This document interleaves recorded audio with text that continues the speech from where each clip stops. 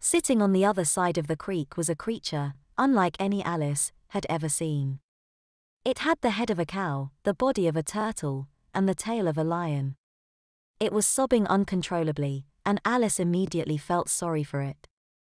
She abandoned the weeds and set out across the creek. Upon reaching the other side, she walked up to the creature and addressed it. "Excuse me, why are you crying?" The creature looked up at Alice with tear-stained eyes and said in a gruff voice, "Go home to your mommy." "That's not necessary. I'm just trying to be friendly." Alice was rather upset at being shooed by the animal. "I'm sorry. I'm just so upset," it said between sobs. "Why?" asked Alice. She moved to the foot of the rock on which the creature was sitting and took a seat on the cool grass, her legs tucked beneath her.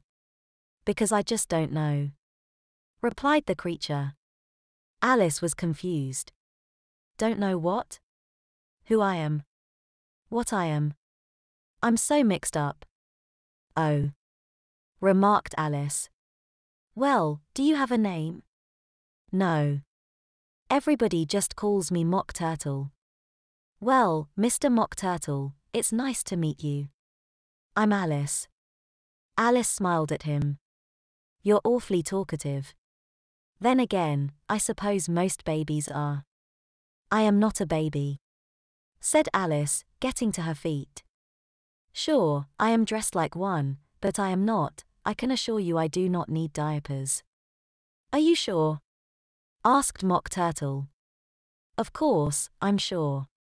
I should know who I am, shouldn't I?" said Alice indignantly. She continued, "At least, I used to know for sure. You see, ever since I came here, I've been less and less sure. That's what worries me. You see, I look like a big girl, but lately, I've acted more and more like a little girl." "And you don't enjoy it?" "No. It's disgusting. I've had accidents in my pants, diapers, to be honest. It's terrible. And everyone treats me like I can't do anything for myself. I've been fed, clothed, even bathed." Mock Turtle raised his eyebrow in amusement. "And that's a bad thing? I'd think you'd enjoy it. You don't have to worry about anything, and people love babies. They're always getting all sorts of attention. And you have your entire life ahead of you. Unlimited possibilities." "I never thought of it that way," Alice said. "Unlimited possibilities. Unlike me. I'm just a nobody. Nobody pays me any attention, and I've no one to take care of me.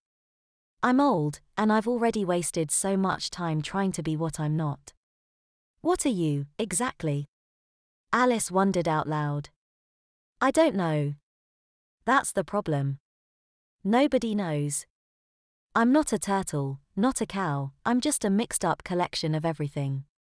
At least when you're a baby, you don't have to worry about being anything. You can just sit back and take it as it comes. I'm telling you, kid, enjoy it while it lasts." With that, Mock Turtle continued to cry. Alice smiled to herself. He was right. "Thank you, Mock Turtle. You've opened my eyes to new possibilities." Alice left the turtle, still crying, and headed back across the creek. She gathered up the weeds and skipped back to the caterpillar. Upon entering the clearing, Alice greeted the caterpillar. "Hello. I have the weeds. What next?" "My aren't we cheery?" commented the caterpillar. "Just a change in the frame of mind," replied Alice. "Whatever. The next task is to get some nice warm tea to boil the weeds in. I happen to know of a tea party going on not far from here, but I don't know if I really want to send you." "Why not?" asked Alice. She sounded hurt by the caterpillar's remark. "It's unlike any tea party you've ever encountered. It's hosted by the Mad Hatter. Believe me, they don't call him Mad Hatter for nothing." "Is he mean?" "No, just crazy. But it is the best place to get tea, so I think you'll have to brave it." The caterpillar pointed to a narrow path leading into some thick woods. Just stay on the path and you'll be there in no time. You'll know it when you see it. He smiled slyly. Have fun.